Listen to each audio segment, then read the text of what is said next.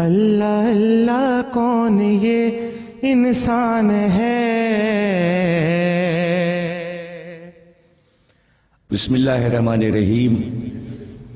ساری تعریفیں اللہ کے لیے، درود اور سلام محمد اور آل محمد کے لیے۔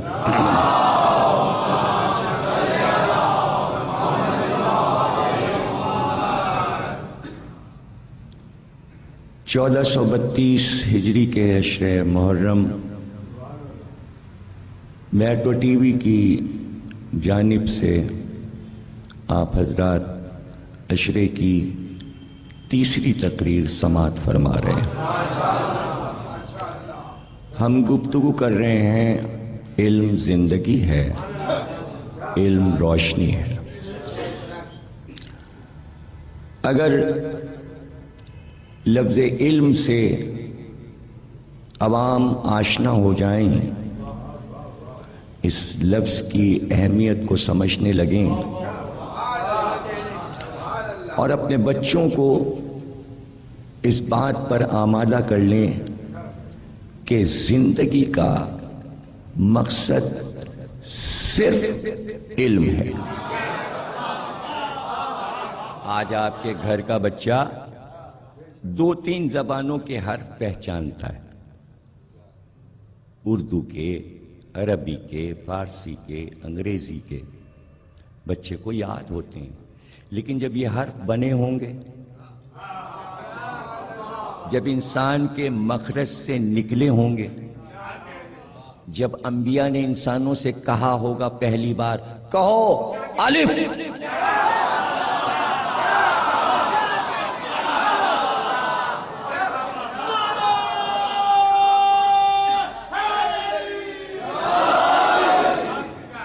تو وہ انسان جو اس درس میں بیٹھے تھے جناب ادریس کے،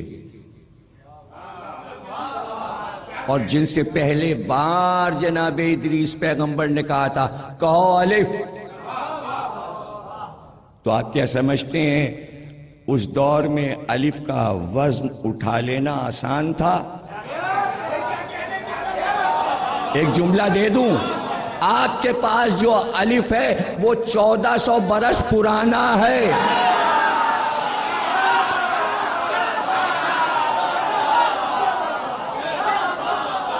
اور آپ سے پہلے جو قومیں تھیں ان کے پاس جو الف تھا وہ 10,000 برس پرانا ہے۔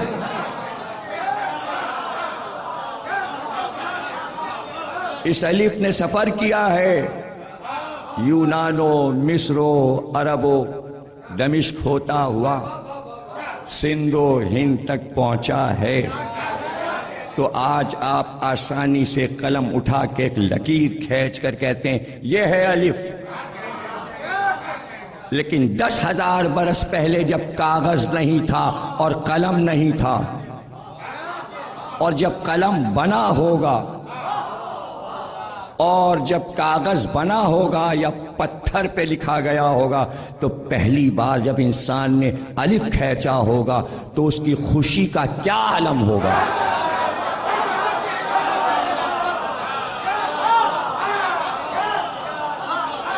لیکن اب بچوں کو ہسٹری میں پڑھاتے ہیں کہ جب تک انسان نے آگ نہیں دیکھی تھی، بڑی بڑی دنیا کی ہسٹری کی کتابوں میں یہ لکھا ہوا ہے، تاریخ کی کتابوں میں، کہ روشنی سے ناشنا تھا، آگ نہیں جانتا تھا کیا ہے۔ وہ تو کھیل کھیل میں جو پتھر کا زمانہ تھا، جب پتھروں کی عمارت میں انسان رہتا تھا، جسے پتھر کا زمانہ کہتے ہیں، کتنے دور گزر گئے، لوہے کا زمانہ، پتھر کا زمانہ، درخت کے پتوں کا زمانہ، کون کون سے عہد انسان پہ گزر گئے، کہاں سے ہوتا ہوا یہ انسان آپ کے سامنے اتنا تمدن، تہذیب اور ثقافت والا ہے، لیکن پرانی عادتیں بہت سی نسلوں میں چلی آ رہی ہیں۔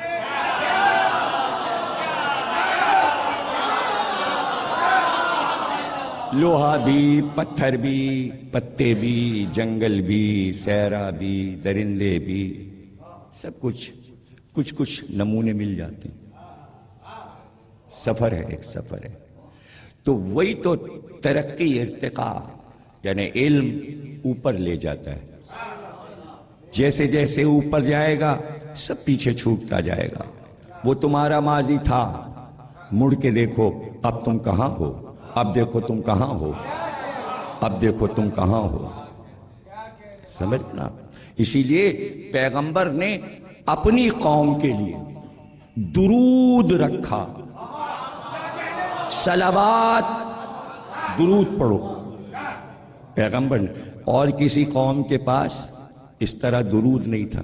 اس درود کا راز آپ کو معلوم ہے کہ جتنی بار درود پڑھو گے، پیغمبر نے اس لیے درود دیا، اتنی بار علم کی منزل پر اوپر ہوتے جاؤ گے. یہ ارتقاء ہے، یہ ارتقاء ہے. تو اس ارتقاء کی منزل پر ایک بار مڑ کر دیکھیں کہ جناب ادریس پیغمبر کو بھیجا اس لیے گیا ہے کہ انہیں درس دو. نام ان کا اخنوخ ہے. ادریس نام نہیں ہے، لیکن لقب پڑا ادریس اس لیے کہ درس دیتے تھے. لیکچر سکھا رہے ہیں، پڑھنا لکھنا سکھا رہے ہیں. چونکہ درس دیا تو پہلی بار کا پہلے حرف کو پہچانو گے، پھر لفظ کو سمجھو گے. لکھنا بھی پہلی بار قلم سے سکھایا.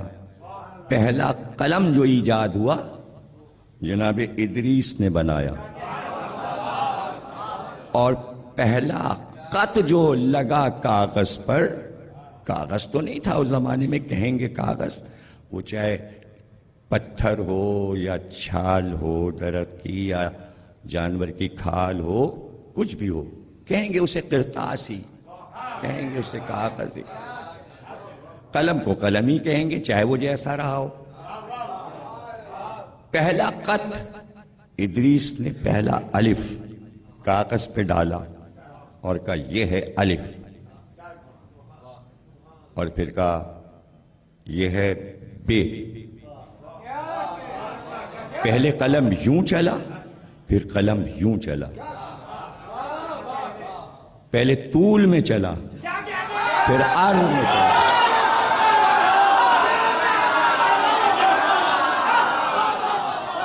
پہلے طول میں چلا، پھر عرض میں چلا. بھائی توجہ رکھیے گا، ادریس نے انسان کو پہلی بار طول میں ایک لکیر کھینچ کر کہا الف. ایک جملہ کہنا ہے آپ کے لیے. ایک لکیر کھینچ کر کہا الف، پھر عرض میں قلم کو چلایا اور پھر ایک لکیر کھینچی. لیکن جیسے ہی عرض والی لکیر کھینچی جلدی سے کہا یہ نقطہ ہے.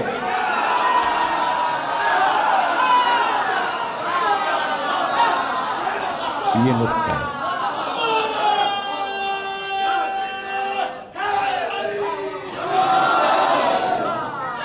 یہ بے کا نقطہ ہے. جب الف یاد کرا چکے اور بے بھی یاد کروا چکے، پھر بنایا جیم. جیسے ہی جیم بنایا اس کے پیٹ میں ایک نقطہ رکھا، کہا یہ جیم ہے. جب جیم یاد ہو گیا تو پھر قلم کو گھما کے خم دے کے دال بنایا، کہا یہ دال ہے. کب پڑھو کیا ہے، برسوں لگے ہوں گے الف بے جیم دال پڑھنے میں، اور پھر انسانوں کے مخرج سے نکلا اب جد.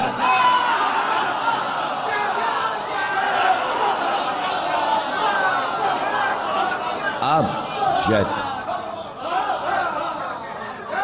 اب سیکھنے کا عالم یہ ہے کہ سیکھتے جا رہے ہیں اور علم دیکھیے کدھر لے جا رہا ہے. اب توجہ کیجئے گا کہ علم کیوں علم کیوں. انسانوں نے معنی بھی تو پوچھے ہوں گے. ادریس نے کہا یہ اب ہے، یہ جد ہے. اب دادا کو کہتے ہیں، اب باپ کو کہتے ہیں، جد دادا کو کہتے ہیں، یعنی آدم باپ، اور جتنے تمہارے اجداد گزرے، جتنے بزرگ، انہیں بھولنا نہ۔ جب کبھی تحریر لکھو گے تو پہلے لکھا جائے گا اب جد، باپ اور دادا۔ قرآن آ کے بتائے گا، سورہ آ بھول نہ جانا۔ یہ نبی جو تمہارے سامنے ہے کوئی انجانا ہے جسے تم جانتے نہیں کہ کون سا قبیلہ ہے، کون سا خاندان ہے، کون سی نسل ہے، بھولنا نہیں۔ اس کا باپ عبداللہ ہے، اس کا دادا عبد المطلب ہے۔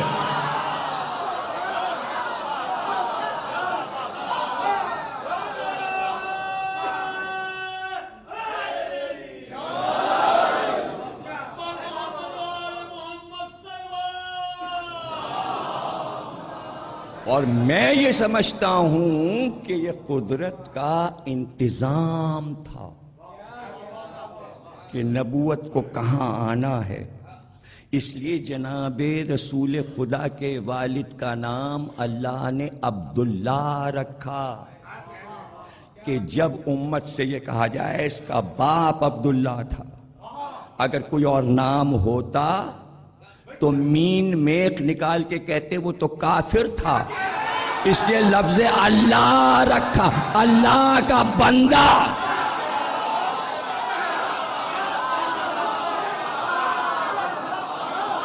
لا الہ الا اللہ، اللہ سے تو بات شروع ہو رہی ہے، تو اسلام اللہ سے شروع ہوا۔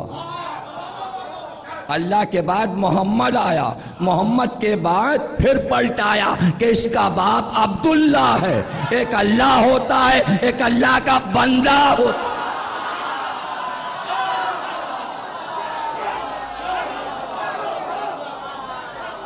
بابا اسی رشتے پہ تو کائنات کو چلنا ہے، اللہ اور اس کے بندے۔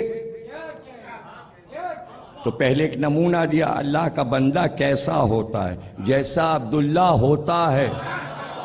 اب یہ نہ پوچھنا کہ بھئی وہ تو جلدی انتقال کر گئے تو ان کی تو پوری سامان حیات ملتی نہیں، سامان حیات تلاش نہ کرو، محمد کی پوری لائف دیکھو، ایسی ہی لائف عبداللہ کی تھی۔ جیسا بیٹا ویسا باپ، جیسا بیٹا ویسا باپ۔ تو یہ ابو جد اس لیے ہے کہ جب بچے کو علم سکھاؤ تو وہ اپنے بزرگوں کا ادب نہ بھول جائے۔ علم کی پہلی شرط یہ ہے کہ باپ اور دادا اور ماں کا احترام ہو۔ ارے اپنے بچوں کو تو ہم سکھائیں کہ ماں باپ اور دادا کا احترام کرو، اور پیغمبر کے ماں باپ اور دادا کا احترام۔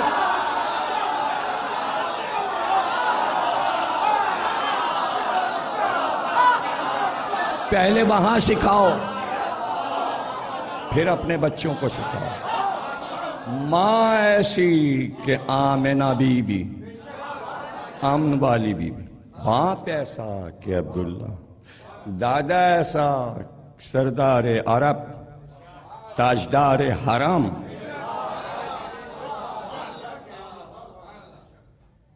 وہ پہلے سردار ہیں عبد المطلب، بات سے بات نکلتی ہے، وہ پہلے سردار ہیں عبد المطلب، کہ جو مکے کے بھی سردار ہیں اور مدینے کے بھی سردار ہیں۔ ارے دادا کی وجہ سے رسول اللہ کو کہتے ہیں مکے اور مدینے کا تاجدار۔ کیوں؟ اس لیے کہ مکہ حضور کا ددھیال ہے، اور مدینہ حضور کے دادا کا ننیال ہے۔ جب ددھیال والوں نے پریشان کیا تو ننیال والوں میں پیار زیادہ ہوتا ہے، بلا لیا۔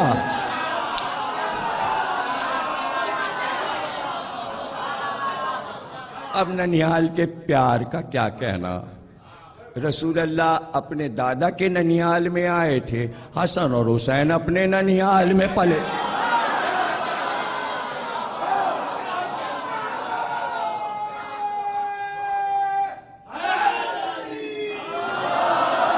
تو کتنا ضروری ہے کہ پہلے الف کو سمجھے۔ حضرت امام جعفر صادق صلوات اللہ علیہ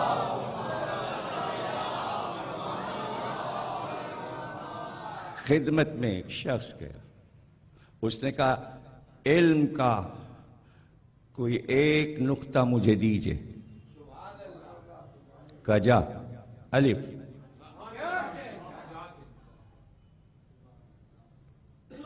پڑھ لینا الف پھر آنا۔ آ کے الف پڑھنا شروع کیا،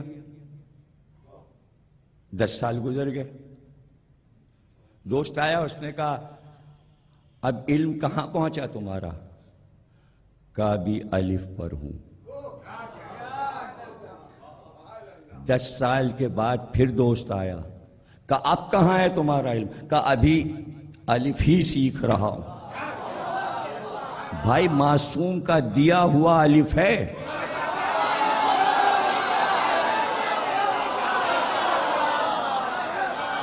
امام کا دیا ہوا الف۔ تو جہاں الف سیکھنے میں برسوں لگا دیے، یہ کون سیکھے گا؟ جو علم کا تھوڑا سا حصہ جانتا ہو، تھوڑا سا جانتا ہو۔ تو اگر بیٹھ کے کسی دن صرف الف پہ سارے بچے بیٹھ جائیں، کتابوں کو چھانیں، ایک دوسرے سے پوچھیں اور پوچھ کے جمع کریں، تو پھر پتہ چلے کہ الف کیا ہے۔ قرآن میں کئی طرح کے الف ہیں، قسمیں کتنی ہیں؟ 3 قسم کے الف ہیں قرآن میں جناب۔ ایک الف ہے، ایک الف کے پاس چھوٹا سا الف لگتا ہے، اور ایک الف کے سر پر الف آتا ہے۔ تینوں کا استعمال آپ کو نہیں پتا چلے گا، قاری سے پوچھئے۔ ابھی سیدھا سیدھا موسیٰ اور عیسیٰ چھوٹی یہ لگانے کی کیا ضرورت ہے؟ الف سے لکھ دو موسیٰ، سین علی زبر سا، نہیں چھوٹا الف۔ کتنے لفظ ہیں عربی میں جو چھوٹا الف لگ رہا ہے؟ قربا، موسیٰ، عیسیٰ، آج تک اسی طرح لکھا جا رہا ہے۔ بدل کیوں نہیں رہا؟ تبدیل کیوں نہیں ہو رہا؟ تبدیل کر دیں گے تو علم غائب ہو جائے گا۔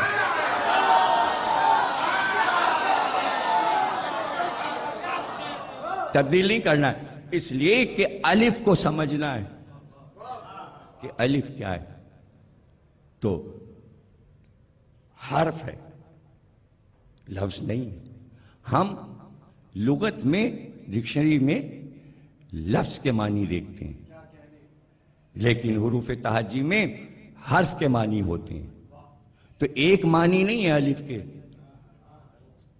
ایک معنی نہیں۔ الف نکلا کہاں سے؟ اس لیے کہ لکیر جو کھینچی تو اسے جب محفوظ کیا تو کبھی تصویروں کے ذریعے یاد رکھنا، سبھی لکیریں ہیں آڑی ترچھی،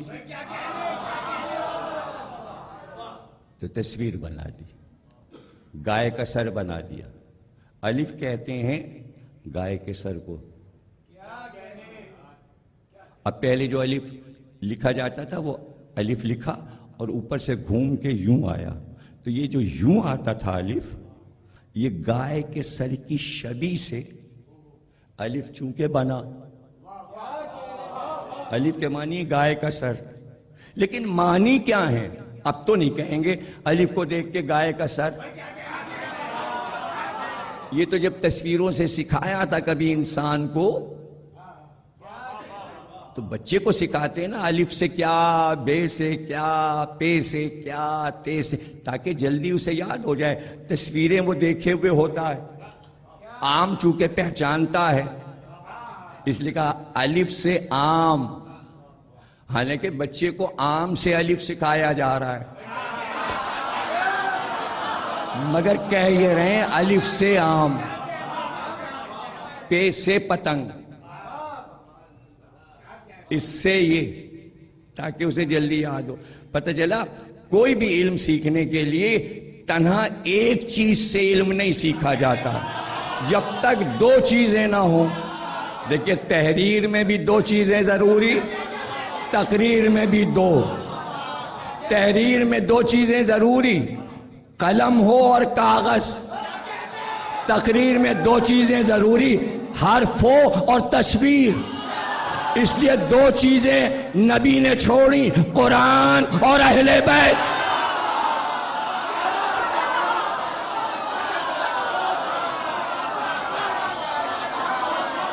قرآن اور اہل بیت۔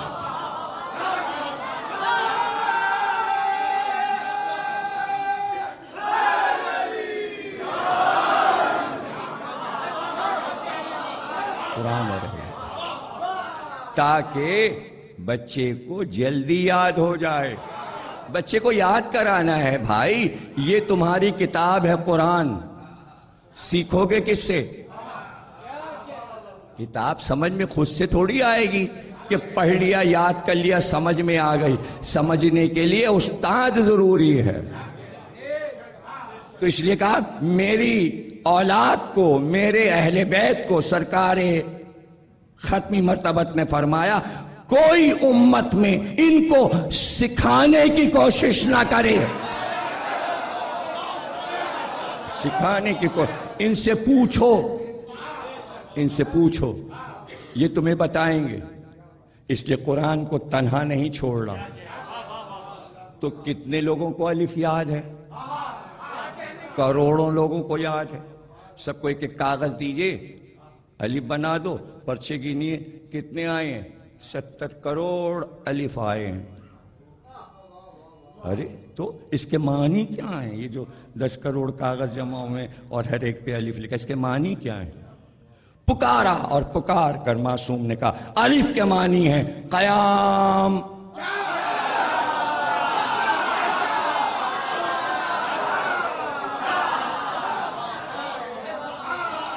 دیکھیں معنی ایسے ہیں کہ خود اس سے ظاہر ہیں، یعنی ظہور میں آ رہے ہیں۔ یعنی جب آپ نماز میں کھڑے ہوتے ہیں، نیت کرتے ہیں، تو اسے کیا کہتے ہیں؟ قیام۔ یعنی الف کی طرح آپ سیدھے نماز میں اللہ کی بارگاہ میں کھڑے ہو گئے، اسے کہتے ہیں قیام۔ تو جب آپ نے الف کھینچا تو اس کی شبیہ کیا بنی؟ قیام۔ اور جب نبی کو بھیجا امت پر تو کہا یہ قیام کر رہا ہے، یعنی ہادی جو ہے قیام کرتا ہے، یعنی اٹھ کے اپنی امت میں کھڑے ہو جاتا ہے۔ نہیں سمجھے بھائی؟ پوری پبلک نہیں اٹھتی، سمجھو جب رہنما آتا ہے سب بیٹھ جاتے ہیں، رہنما جو ہے وہ قیام کرتا ہے۔ الف اس کو کہتے ہیں قائد۔ قائد یعنی قیام کیا، اور جس نے قیام کیا، یہ تو عمل ہے نا، قیام کرنا تو عمل ہے۔ رکوع میں جائے گا تو وہ عمل ہے، سجدے میں جائے گا وہ عمل ہے، قیام کرے گا تو عمل ہے، یہ تو عمل ہے۔ لیکن جو عمل کرنے والا ہے، جو قیام کر رہا ہے، اس کو کیا کہیں گے؟ جو قیام کرے گا اسے کہیں گے قائم۔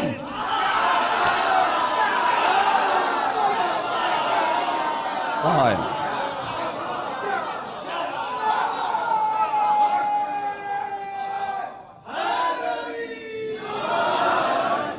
امام کی کیا تعریف ہے؟ جو قیام کرے اور قائم ہو جائے، یعنی کمر بستہ ہو جائے ہدایت کرنے کے لیے، اپنی قوم کی ہدایت کرنے کے لیے۔ تو الف قیام، ہر حرف کے معنی ہیں، اگر بتاؤں تو اشرا اسی پہ ہو جائے، لیکن ہم تو علم پہ گفتگو کریں ہر گوشے پر، ہر گوشے پر۔ میم، میم کے کیا معنی ہے؟ میم کے کیا معنی ہے؟ جب پہلی بار میم سکھایا گیا تھا انسان کو تو اس کو پانی کی لہریں بنا کے ادریس نے انسان سے کہا ماں، میم علی زبر ماں، الف پہ مد حمزہ، کیا مطلب ہے؟ پانی۔ عبرانی اور عربی میں پانی کو کہتے ہیں ماں، ماں۔ بچہ پہلی بار امی جان یا اماں جان نہیں کہتا۔ آپ کو پتہ ہے بچہ سب سے پہلے کیا بولتا ہے؟ نہ ابو بولتا ہے نہ اماں، بچہ سب سے پہلے بولتا ہے مم، پانی۔ یہ بچے نے پانی کا نام رکھا ہے یا بڑوں نے بچوں کو سکھایا کہ پانی کو مم کہا ہے؟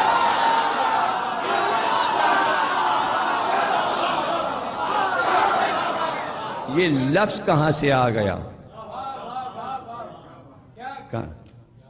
اچھا وہی ماں باپ بولنے بھی لگتے ہیں، جب تک وہ مم کہتا ہے تو یہ کہتے ہیں مم پیو گے؟ کہو پانی پیو گے؟ پتہ چلا ماں باپ بھی بچے کی لغت پر عمل کرنے لگتے ہیں۔ تو آپ سمجھ میں آیا، بچہ بھی ہدایت کرنے کے لیے آتا ہے۔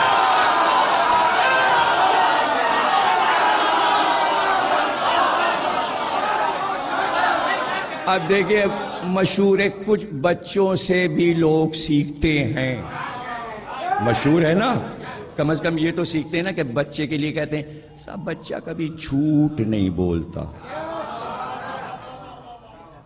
تو بڑے بڑے کیسز میں بچوں کی گواہی، چونکہ بچہ جھوٹ نہیں بولتا اس لیے بچے سے بھی تفتیش میں اسے شامل کر لیتے ہیں۔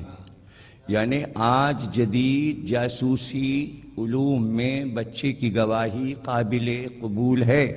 کہاں سے لیا؟ قرآن سے لیا۔ قرآن نے بتایا کہ مریم کی گود میں عیسیٰ نے عصمت مریم کی گواہی دی تھی۔ تو بچے کی گواہی ہے، اور بات ہے علم کی۔ جس کے پاس علم ہوگا وہ اس کو سمجھے گا، ورنہ وہ ریجیکٹ کر دے گا۔ مسئلہ ہے علم۔ میم کے معنی ماں، پانی۔ اب توجہ رکھیے گا، یہ عجیب بات ہے کہ جس لفظ میں الف آ جائے، جس لفظ میں بھی آ جائے، اس لفظ کے معنی بھی یہی ہو جائیں گے جو الف کے معنی ہیں۔ یعنی چھپے ہوئے معنی قیام کے رہیں گے۔ اب اس لفظ کا کوئی بھی آپ مفہوم لے لیجئے، یعنی الف اپنے معنی کھونے نہیں دے گا، اس لیے کہ وہ کہے گا اس لفظ میں موجود ہوں، اس لیے یہ معنی بھی رہیں گے۔ اسی طرح ہر حرف میں یہ خوبی ہے کہ جس لفظ میں سما جائے اپنے معنی کھوئے گا نہیں، وہ اس میں موجود رہیں گے۔ اب میں مثال دے رہا ہوں، الف اور میم آپ سمجھ گئے۔ الف قیام، میم کے معنی پانی، لیکن وہ تو لکھت میں تھا۔ جس طرح الف گائے کا سر تھا، لیکن معنی میں تو قیام ہوا، تو میم لکھت میں، تحریر میں پانی تھا، معنی کیا ہے؟ میم کے معنی ہے اجتماع، مجمع۔ میم کے معنی کیا ہے؟ مجمع۔ بہت سے لوگ، عوام، قوت، اجتماع، مجمع، بھیڑ، بھیڑ، بہت سے لوگوں کی بھیڑ، میم کے معنی۔ اب جس لفظ میں میم آتا جائے گا اس لفظ کے معنی مجمع، مجمع، مجمع۔ اب اس سے آسان مثال میں آپ کو کیا دے سکتا ہوں کہ ایک لفظ ایسا ہے جس میں 2 الف اور 2 میم ہیں، معنی آپ کو سمجھ لیجیے گا۔ لفظ میں آپ کو دے رہا ہوں، الف ہیں اس میں 2 اور میم بھی ہیں 2۔ امام،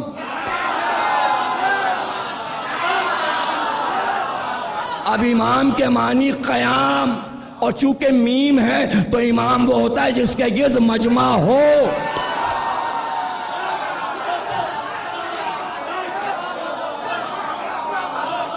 امت امت امت، جب آپ نے کہا امت، الف بھی ہے، امت بھی قیام کرتی ہے۔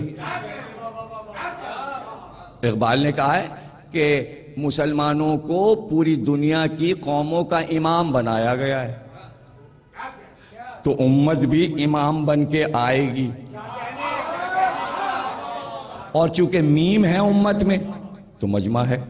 اب جتنے لفظ آپ کو میم کے یاد ہوں ابھی دہراتے جائیے، سب کے معنی مجمع۔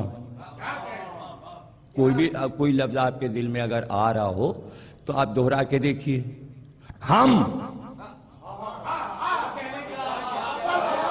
ہیں ہی نہیں جب تک مجمع نہ ہو۔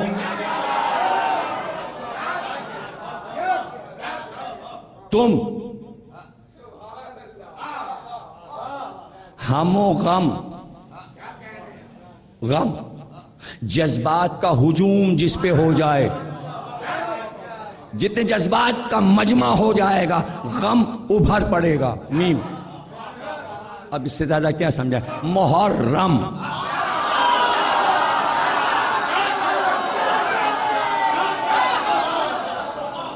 خانہ کعبہ کو کہتے ہیں حرم، تو روز تو آپ حج کے زمانے میں دیکھ رہے ہوں گے مجمع۔ حرم اسی لیے تاکہ اس کے گرد مجمع ہو، میم ہے بیچ میں اس لیے مجمع۔ تو قیام اور مجمع، امام، امت، امہ، امی، تو جہاں ایک حرف کے معنی ہوں اور آپ اتنی دیر سنتے رہیں اور بولتے رہیں، تو جب لفظ کی منزل آئے گی تو کیا ہوگا؟ ٹھیک ہے نا؟ ابھی تو آپ نے الف کہا اور میم، اور جب رے کہا جائے اور جب بے کہا جائے تو علم کے سمندر کھلتے جائیں، لیکن جب یہی رے اور بے مل جائے اور رب بن جائے تو صدیاں لگتی ہیں سمجھنے میں۔ چونکہ مشکل تھا سمجھانا، اتنا وقت نہیں تھا کہ ایک ایک حرف پہ علی دفتر کھولتے، تو سمجھا کر کہا بس یہ سمجھ لیا کہ کیا ہے بسم اللہ الرحمن الرحیم کے معنی اور کیا معنی ہے الحمدللہ رب العالمین کے، اور پھر مختصر کیا تاکہ کبھی بھولو نہ۔ پورا قرآن بسم اللہ الرحمن الرحیم میں سمیٹا، پورا بسم اللہ الرحمن الرحیم بے میں ہے، پورا بے نقطے میں ہے، وہ نقطہ میں ہوں۔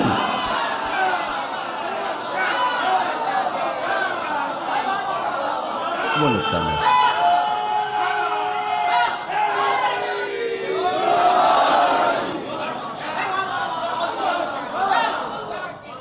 اسی لیے علامہ اقبال نے علی کو اللہ اللہ بائے بسم اللہ پدر،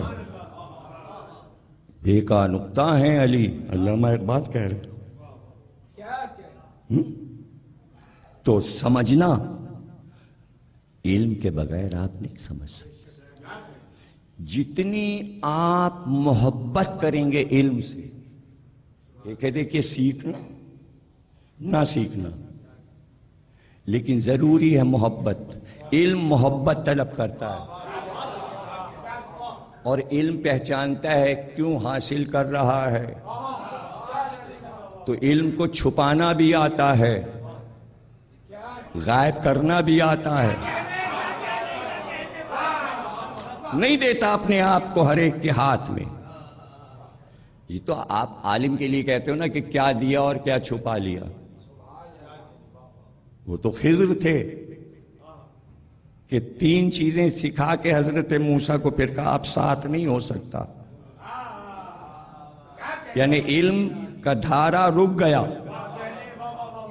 وہ تکوینی علم جو موسیٰ خضر کے پاس لینے گئے تھے، اس کا سفر تمام ہوا 3 مسئلوں کے بعد، اس کے آگے بھی تھا۔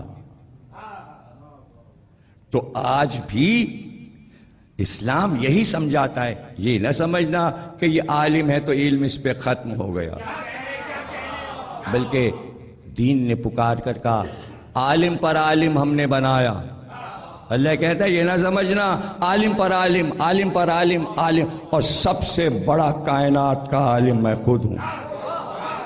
یعنی سفر علم کو مختصر نہیں کیا تو کون یہ کہہ سکتا ہے کہ علم غیب کا وجود نہیں ہے؟ جو آپ نہیں جانتے آپ کہہ دیں یہ نہیں ہے اور انسان کے پاس نہیں ہو سکتا۔ چونکہ آپ علم غیب نہیں جانتے، میں نے تقریر شروع یہاں سے کی تھی، جو آپ نہیں جانتے اس سے انکار کر دیتے ہیں، اگر آپ کے پاس آ جائے تو قبول کر لیتے ہیں۔ تو علم غیب اللہ ہر ایک کو نہیں دیتا، اس لیے قرآن میں پہلے کہہ دیا میری کتاب پڑھنے جا رہے ہو، پڑھنے سے پہلے ضروری ہے کہ غیب پر یقین رکھنا ضروری، اس لیے کہ کل دین غیب ہے۔ اللہ غیب، فرشتے غیب، جنت غیب، دوزخ غیب، کوثر غیب، غیب پہ سارا دین چل رہا ہے۔ 1,24,000 انبیاء غیب، 12 امام غیب۔ تو پہلے کہا غیب پر یقین رکھنا پڑے گا، تو اللہ نے بتا دیا علم غیب ہے لیکن سب کو نہیں دیتے، انبیاء کو دیا، ائمہ کو دیا۔ سب سے بڑا علم کائنات کا پیغمبر کو ملا، کہہ چکا تقریر میں، تو کیا سب لے کر چلے گئے؟ نہیں، آئے اس لیے تھے کہ دے کر جائیں۔ جتنا امت نے جذب کیا اتنا نظر آتا ہے، جو رہ گیا تھا سب اہل بیت کو دے دیا۔ دینا تھا، دینا تھا، دینا تھا، دینا تھا۔ تو آپ کی نظر میں وہ رشتہ ہے کہ بچہ بزرگوں کے سینے پہ سوتا ہے، کاندھے پہ چڑھتا ہے، بزرگ پیار کرتے ہیں، وہ علم کا سفر تھا۔ حسین پشت نبی پہ، حسین سینہ نبی پر، یہ علم کا سفر ہے۔ یہ نبی علم منتقل کر رہے ہیں، تو نبی کے پاس علم غیب تھا، وہ علم غیب حسین کو ملا۔ جملہ ضائع نہ کیجئے گا، پورا واقعہ کربلا میں اپنی تاریخی پس منظر کے حسین کی نگاہ میں تھا، اس لیے کہ علم غیب رکھتے تھے، سب جانتے تھے کیا ہونے والا ہے، جان کر گئے، اس لیے کہ جانا تھا۔ وہیں سے تو ایک علم کی وادی کو ابھرنا تھا۔ گئے، زمین کو پہچانتے تھے، سب موجود ہے حوالوں کے ساتھ، یہ نہیں کہ کوئی ایک راوی ہو اور ایک کتاب ہو، یہ سب بھرا پڑا ہے۔ بات ہے علم سیکھنے کی، علم پڑھنے کی، علم سننے کی۔ زمین کو دیکھ کر پہچان گئے، حسین تو حسین، حسین کا گھوڑا پہچان گیا، گھوڑا رک گیا، گھوڑا رک گیا، اترے گھوڑے سے، محرم کا چاند دیکھ چکے۔ میں تقریر کے آخری 2-4 جملے غور سے آپ نے ہماری بات سنی۔ علم چونکہ موضوع ہے، اس لیے آپ ہر پہلو پر دیکھیں گے کہ علم نمایاں ہے۔ انہوں نے کہا ہم یہاں زراعت نہیں کر سکتے اس لیے کہ یہ زراعت کے قابل زمین نہیں ہے، اس میں کنکر اور پتھر بہت ہیں، یہ پتھریلی زمین ہے، یہ بیکار پڑی ہے، کا مالک تو تم ہو، کا مالک ہم لوگ ضرور ہیں، لیکن یہ زمین کبھی استعمال نہیں ہوئی، کہ ہمارے ہاتھ بیچو گے؟ انہوں نے کہا آپ اس زمین کا کیا کریں گے؟ یہ تو بیکار ہے، یہاں تو زراعت نہیں ہو سکتی۔ کہا ہمیں زراعت کے لیے نہیں چاہیے، تم ہمارے ہاتھ اس کو فروخت کر دو۔ کہا لے لیجیے۔ کہا اچھا۔ 60,000 درہم منگوائے، ان کے سامنے رکھ دیے اور کہا یہ لو اس زمین کی قیمت، اور یہ کاغذ تیار ہو گیا۔ زمین تم نے بیچ دی، فروخت کر دی، ہم نے خرید لی، ہم نے قیمت ادا کی، لیکن اس کا قبالہ ہم جو لکھ رہے ہیں زمین کا ہبہ نامہ، وہ پھر ہم تمہیں پلٹاتے ہیں، قیمت تمہیں دے دی، زمین ہم نے خرید لی، اب زمین ہم تمہیں ہدیہ کر رہے ہیں، ہبہ کر رہے ہیں، تمہارے انعام واپس کر رہے ہیں، زمین تمہاری رہے گی، قیمت ہم نے دے دی، ہماری ہو گئی، اب ہم نے اپنی خوشی سے خرید کر پھر تمہیں دے دی، لیکن 3 شرطوں کے ساتھ، 3 شرطوں کے ساتھ، اور وہ 3 شرطیں یاد رکھنا، آج تک وہ بنی اسد کا قبیلہ عراق میں آباد ہے، ان کے پاس حسین کا وہ بینامہ ہے، اس پر وہ عمل کر رہے ہیں، اور کربلا کی زمین کے مالک اب تک بنی اسدی ہیں، اس لیے کہ حسین نے انہیں مالک بنا دیا تھا۔ وہ آتے ہیں عاشور کی شام کو سب سے آخر میں ماتم کرتے ہوئے، ان کے آنے کا انداز اور ہوتا ہے جب وہ عراق میں روضہ حسین میں داخل ہوتے ہیں بنی اسد کے قبیلے والے، انہیں معلوم ہے کہ ہم اس زمین کے لیے کتنے اہم ہیں، تو وہ پرسہ دینے آتے ہیں، تو وہ کیسے آتے ہیں؟ ننگے پیر، ننگے سر، ہاتھوں میں مٹی کے برتن لیے ہوئے اور اس میں پانی بھرا ہوا، اور یہ چیختے ہوئے آتے ہیں، اٹھئے پانی لائے ہیں، اٹھئے ہم آپ کے بچوں کے لیے پانی لائے، دوڑتے ہوئے روضے میں جاتے ہیں اور طواف کرتے ہیں۔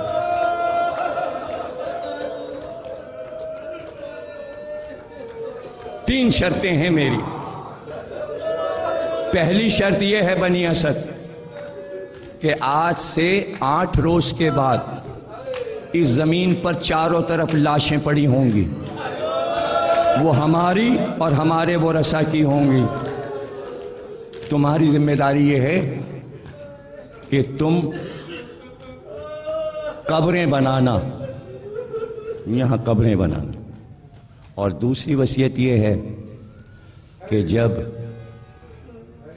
قبر بن جائے یہاں تو آس پاس پھر کوئی زراعت وغیرہ نہ کرنا، یہ 4.5 مربع میل جو ہم نے خریدی ہے اس سے ہٹ کر اپنے مکان بنانا، اس میں مکان نہ بنانا، ایک یہ شرط ہے۔ اور تیسری شرط یہ ہے کہ اگر کوئی مسافر ہماری قبر کا پتہ پوچھتا ہوا آئے تو اسے قبر کا نشان دکھا دینا اور اسے 3 دن مہمان رکھنا، اور اگر وہ پیاسا آئے تو اسے پانی پلانا اور کہنا یہ اس کی یاد میں ہے جو مہمان یہاں 8 روز ٹھہرا تھا، وہ پیاسا مارا گیا، اس کے بچے پیاسے مارے گئے۔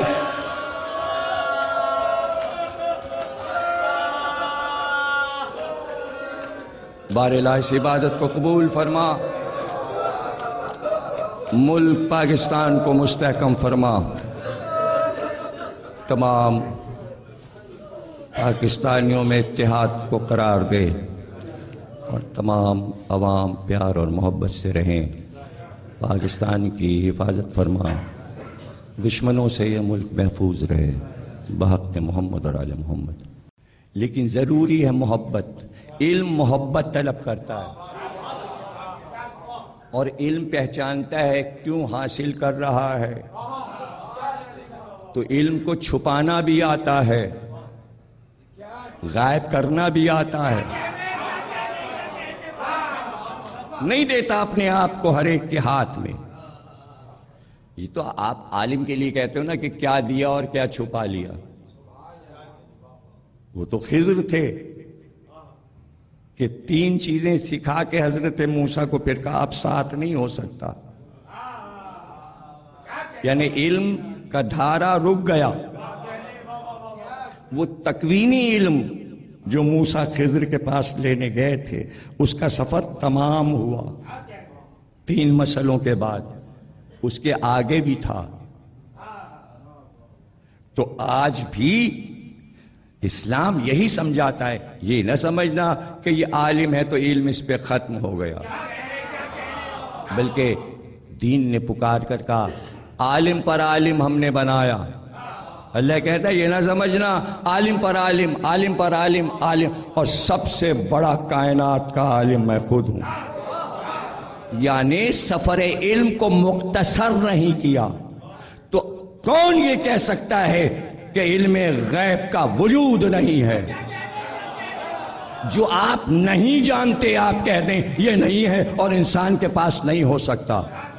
چونکہ آپ علم غیب نہیں جانتے. میں نے تقریر شروع یہاں سے کی تھی. جو آپ نہیں جانتے اس سے انکار کر دیتے ہیں. اگر آپ کے پاس آ جائے تو قبول کر لیتے ہیں. تو علم غیب اللہ ہر ایک کو نہیں دیتا. اس لیے قرآن میں پہلے کہہ دیا میری کتاب پڑھنے جا رہے ہو، پڑھنے سے پہلے ضروری ہے کہ غیب پر یقین رکھنا ضروری. اس لیے کہ کل دین غیب ہے. اللہ غیب، فرشتے غیب، جنت غیب، دوزخ غیب، کوثر غیب. غیب پہ سارا دین چل رہا ہے. 1,24,000 انبیاء غیب، 12 امام غیب. تو پہلے کا غیب پر یقین رکھنا پڑے گا. تو اللہ نے بتا دیا علم غیب ہے لیکن سب کو نہیں دیتے. انبیاء کو دیا، ائمہ کو دیا. سب سے بڑا علم کائنات کا پیغمبر کو ملا، کہہ چکا تقریر میں. تو کیا سب لے کر چلے گئے؟ نہیں، آئے اس لیے تھے کہ دے کر جائیں. جتنا امت نے جذب کیا اتنا نظر آتا ہے. جو رہ گیا تھا سب اہل بیت کو دے دیا. دینا تھا، دینا تھا، دینا تھا، دینا تھا. تو آپ کی نظر میں وہ رشتہ ہے کہ بچہ بزرگوں کے سینے پہ سوتا ہے، کاندھے پہ چڑھتا ہے، بزرگ پیار کرتے ہیں. وہ علم کا سفر تھا. حسین پشت نبی پہ، حسین سینہ نبی پر. یہ علم کا سفر ہے. یہ نبی علم منتقل کر رہے ہیں. تو نبی کے پاس علم غیب تھا. وہ علم غیب حسین کو ملا. جملہ ضائع نہ کیجیے گا. پورا واقعہ کربلا میں اپنی تاریخی پس منظر کے حسین کی نگاہ میں تھا. اس لیے کہ علم غیب رکھتے تھے. سب جانتے تھے کیا ہونے والا ہے. جان کر گئے اس لیے کہ جانا تھا. وہیں سے تو ایک علم کی وادی کو ابھرنا تھا.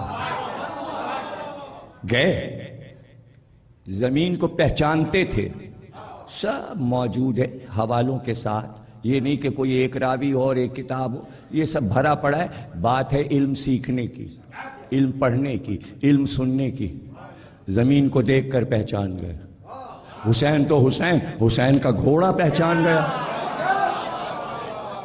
گھوڑا رک گیا، گھوڑا رک گیا.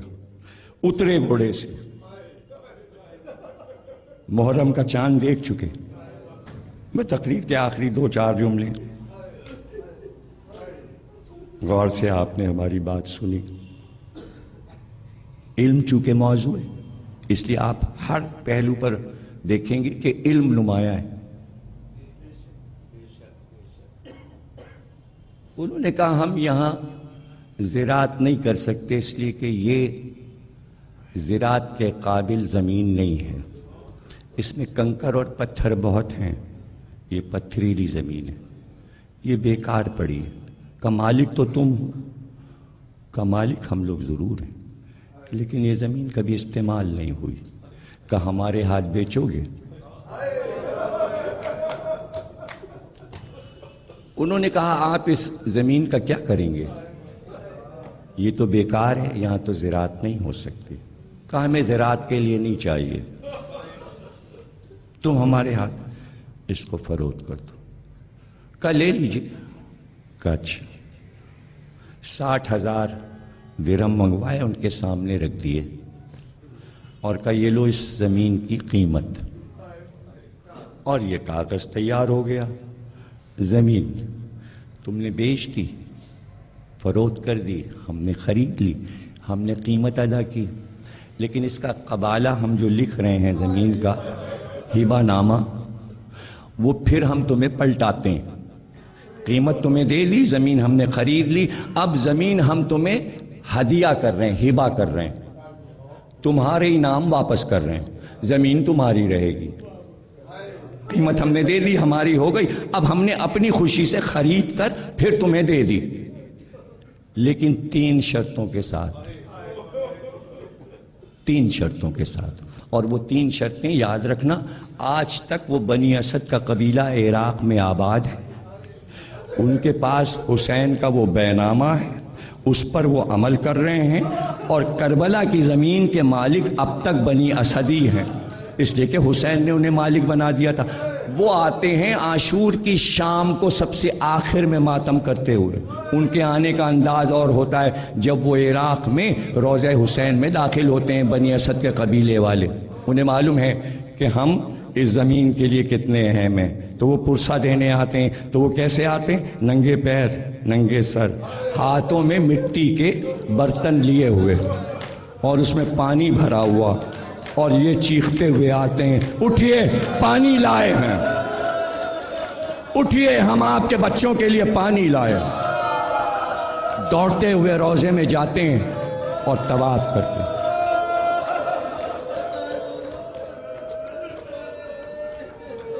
تین شرطیں ہیں میری. پہلی شرط یہ ہے بنی اسد کہ آج سے 8 روز کے بعد اس زمین پر چاروں طرف لاشیں پڑی ہوں گی، وہ ہماری اور ہمارے ورثاء کی ہوں گی. تمہاری ذمہ داری یہ ہے کہ تم قبریں بنانا، یہاں قبریں بنانا. اور دوسری وصیت یہ ہے کہ جب قبر بن جائے یہاں تو آس پاس پھر کوئی زراعت وغیرہ نہ کرنا. یہ 4.5 مربع میل جو ہم نے خریدی ہے اس سے ہٹ کر اپنے مکان بنانا، اس میں مکان نہ بنانا. ایک یہ شرط ہے. اور تیسری شرط یہ ہے کہ اگر کوئی مسافر ہماری قبر کا پتہ پوچھتا ہوا آئے تو اسے قبر کا نشان دکھا دینا اور اسے 3 دن مہمان رکھنا، اور اگر وہ پیاسا آئے تو اسے پانی پلانا اور کہنا یہ اس کی یاد میں ہے جو مہمان یہاں 8 روز ٹھہرا تھا، وہ پیاسا مارا گیا، اس کے بچے پیاسے مارے گئے.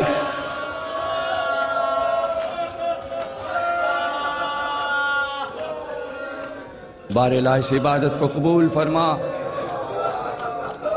ملک پاکستان کو مستحکم فرما، تمام پاکستانیوں میں اتحاد کو قرار دے، اور تمام عوام پیار اور محبت سے رہیں. پاکستان کی حفاظت فرما، دشمنوں سے یہ ملک محفوظ رہے. بحق محمد اور آل محمد.